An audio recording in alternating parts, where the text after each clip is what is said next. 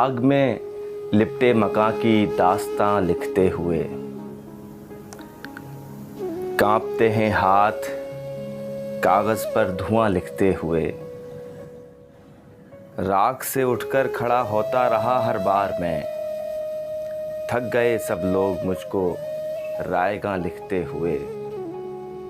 मौसमे गुल में भी दिल का फूल मुरझाया रहा, मौसमे गुल में भी दिल का फूल मुरझाया रहा।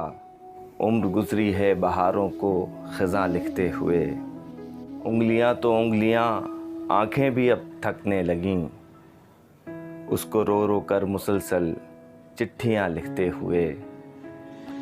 जाने किस किस की कहानी आके शामिल हो गई, मेरे अपने ही दुखों की दास्तां लिखते हुए। आग में लिपटे मकां की दास्तां लिखते हुए, कांपते हैं हाथ कागज़ पर धुआं लिखते हुए।